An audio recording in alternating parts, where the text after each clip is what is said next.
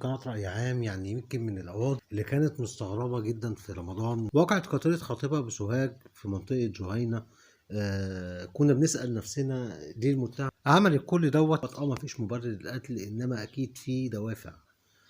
كنا كلنا بنستغرب، وفي رمضان وفي ايام صيام، وكان خلاص على العيد مش فاضل كتير. الجوازة اتفشكلت قبل العيد اللي هي كانت المفروض هتتم تاني يوم العيد، لكن تأتي الرياح بلم تشتهي السفن. بس في مفاجآت مدوية فجرتها المتهمة في القضية ديت، فاجئتنا كلنا وهتفاجئكم. فتاة منطقة جهينة في سوهاج، والمعروفة إعلاميا بقتيلة خطيبها، فجرت مفاجأة مدوية في اعترافاتها أمام جهات التحقيق بارتكاب واقعة قتل خطيبها عن طريق ذبحه وتسديد عدة طعنات ليه في البطن والصدر. قالت المتهمة في اعترافاتها إن المجني عليه كلمها في التليفون في ساعة متأخرة من الليل، وطلب مقابلتها في حجرة فيها موتور بيستخدم لري الأراضي الزراعية تبعد عدة أمتار عن مسكنها. وقالت إنها التقت بخطيبها ليلة ارتكاب الجريمة، فطلب المجني عليه منها معاشرتها معاشرة الأزواج، إلا إنها رفضت، واستمر في محاولة إغوائها لمدة استغرقت حوالي ساعتين،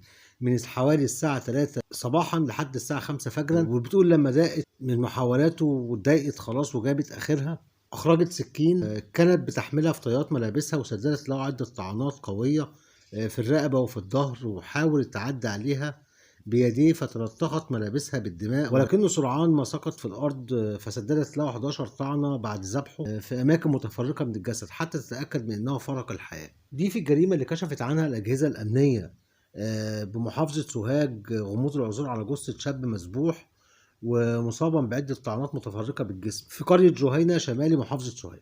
وتبين من التحريات اللي أشرف عليها اللواء محمد زين مدير مباحث الجنائية، وقادها العميد رأفت رشوان رئيس فرع البحث الجنائي لقطاع شمال، إن وراء الجريمة خطيبته التي تقيم بنفس القرية لرغبته عدم إتمام الزواج منها بعد عقد قرار. وأضافت التحريات بحدوث مشاجرة بين الفتاة وخطيبها تطورت الاعتداء الأولى على المجني عليه بسلاح أبيض، مما نتج عنه إصابته بجرح ذبحي بالرقبة، وسددت له عدة طعنات متفرقة بالجسد حتى لفظ أنفاسه الأخيرة على أثاره. وتمكنت المأمورية بإشراف العقيد أيمن عثمان وكيل فرع بحث الشمال وقيادة الرائد عمرو مدني رئيس مباحث مركز شرطة جهينة من ضبط المتهمة وبمواجهتها اعترفت بارتكاب الجريمة على النحو المذكور في التحقيقات. البداية كانت بتلقي اللواء محمد شرباش مدير أمن سوهاج اختارا من مركز شرطة جهينة يفيد بالعثور على جثة شخص في العقد الثالث من العمر بالقرب من مقابر نفس المركز. انتقل إلى مكان البلاغ مأمور وضباط مركز شرطة جهينة، وتبين العثور على جثة شخص يرتدي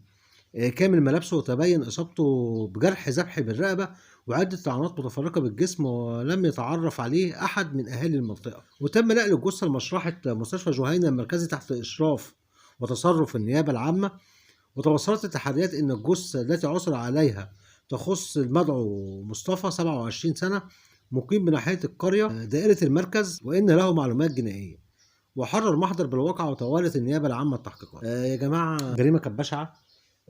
البيت قالت في التحريات مفاجآت مدوية، واللي هو المفروض هيبقى زوجها حاول تعدي عليها لمدة ساعتين وحاول إغوائها بالكلام وباللمس، إلا إنها ضاقت بالتصرفات بتاعته فقامت بطعنه الأول بذبحه، وبعد كده حاول يقاومها، ولما الدم لطخ جسمها من إيده وهدومها حاولت تتأكد من وفاته لما سقط على الأرض وطعنته 11 طعنة.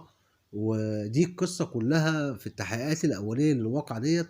ربنا يعافينا ويعافيكم يا رب ويبعد عن ولكم كل شر. شكرا جدا ليكم على حسن المتابعة. بتمنى ان كنتوا تعملوا لايك في الفيديو، لو أول مرة بتشرفوني تعملوا اشتراك في القناة وتفعيل زر الجرس. شكرا جدا ليكم. سلام عليكم.